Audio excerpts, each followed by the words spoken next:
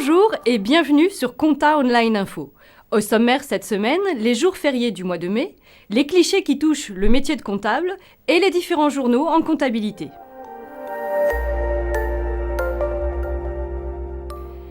Le mois de mai est certainement le mois qui compte le plus de jours fériés. En 2017, 3 des 11 jours fériés prévus par la loi tombent en mai.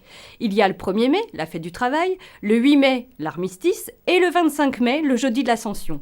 Peu de temps après, c'est le 5 juin, le lundi de Pentecôte, qui est également un jour férié. La question du paiement ou non de ces jours fériés peut se poser dans de nombreuses entreprises. Les jours fériés chômés ou non travaillés sont obligatoirement payés sans aucune perte de salaire pour le salarié dès 3 mois d'ancienneté.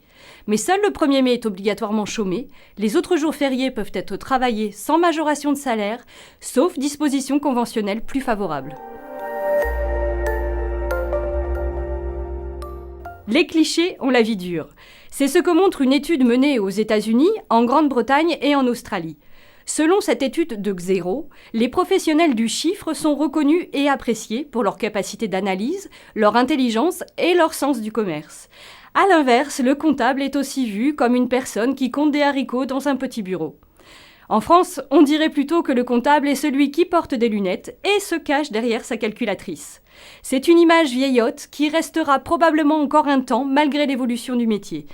Un métier qui a du mal à attirer les jeunes. 76% des personnes interrogées par Xero n'ont jamais pensé à s'orienter vers ce métier. Les journaux d'achat, de vente, de trésorerie et d'opérations diverses sont les 4 types de journaux que proposent au minimum tous les logiciels. Ils sont généralement paramétrés par défaut. Le journal des achats permet d'enregistrer toutes les factures d'achat qui ont pour contrepartie un compte dit fournisseur. Le journal des ventes enregistre les factures de vente. Les journaux de trésorerie, un journal par compte bancaire, enregistrent tous les paiements et mouvements de trésorerie.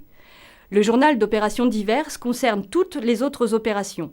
On y enregistre les salaires, les charges sociales, les déclarations de TVA, les opérations d'inventaire, stock, amortissement et dépréciation par exemple. Les logiciels permettent souvent de créer des journaux supplémentaires réservés à un usage particulier. Par exemple, il est souvent prévu de permettre la création d'un journal pour les salaires. Il facilite l'automatisation des écritures de paye.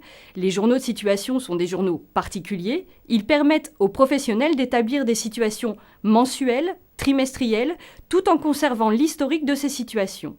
L'extourne des écritures portées dans ces journaux est souvent automatique. Vous pouvez accéder gratuitement à tous ces articles sur le site comptaonline.com.